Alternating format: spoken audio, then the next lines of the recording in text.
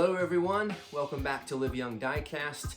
It's been a while, but I've got some progress here with the new Deep Eddy Raceway.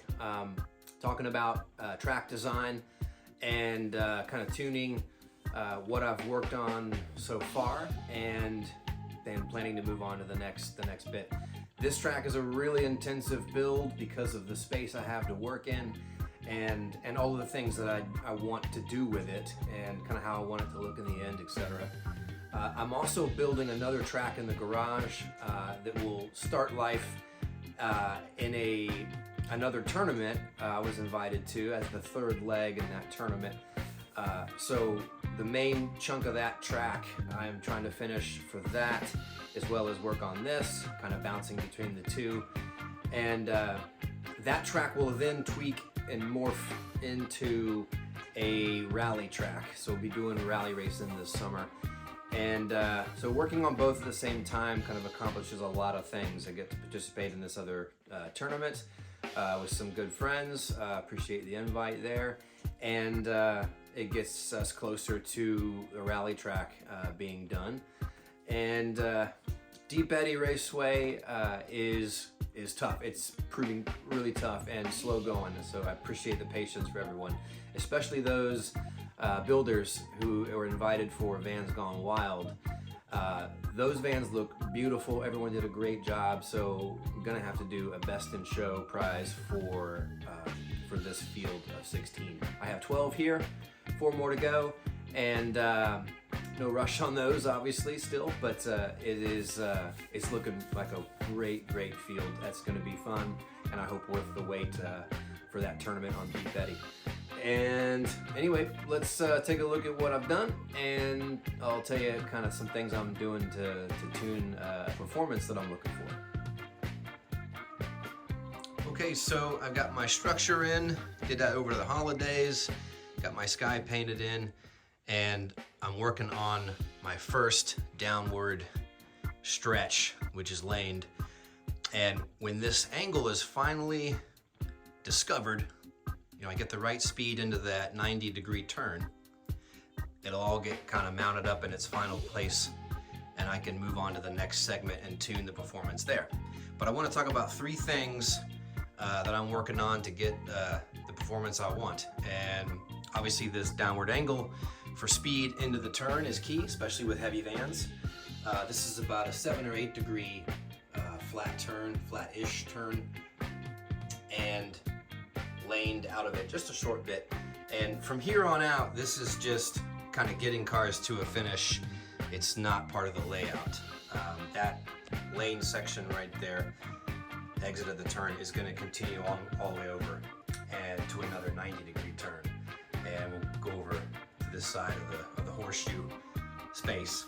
So I'm trying to work on my weight in here, and I'm looking at how much breakaway acceleration I get depending on the angle and length of a drop in here. And what's gonna happen is something probably more dramatic than this to get a nice boost of speed into the next section.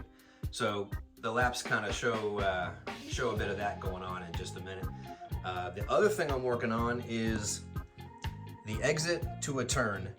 If I have a merger like this one into fat track, and that occurs, that's placed right here, the short piece, which is what I did first, you get a lot of spin outs.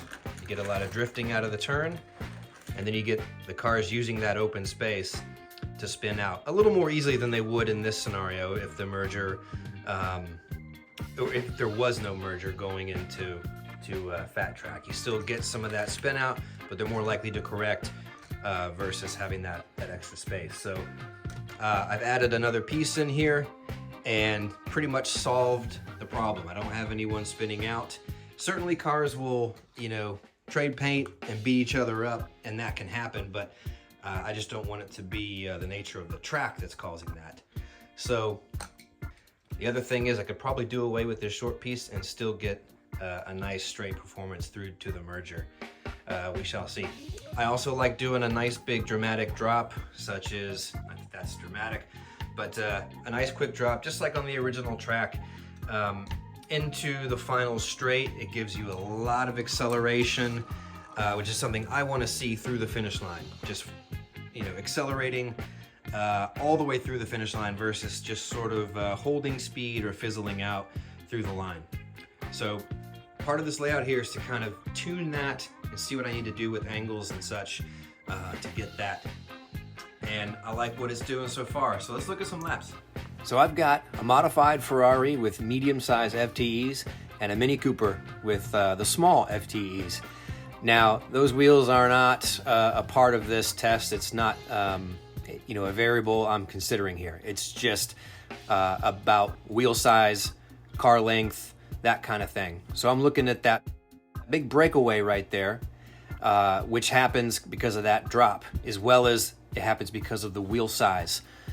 Now, when I did not have that drop in there, right here after the 90, that little quick drop, when it was not there, this breakaway didn't happen. The cars stayed much closer together. Now here you see the heavier car closing in at the finish line. So with a longer finish line stretch, you're gonna see some tight racing, regardless of wheel size, regardless of weight.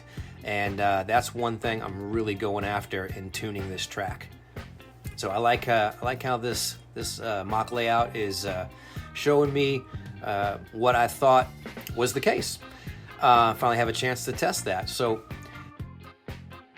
moving on to this thing. This is I call this fun size, and it's a 100-gram van I built to kind of take the beating on tuning for tipsy heavyweight on this track. So when I get all the vans going wild on there, I don't have just a lot of problems. So this thing's going to take the beating, and then we'll get a couple of laps each from these beauties and have some solo time so everyone can see how their van is doing. Next week I'm going to get into a video just purely about building diorama landscape pieces, something like this that went around a 90-degree turn. I'm going to do one for a 135-degree turn.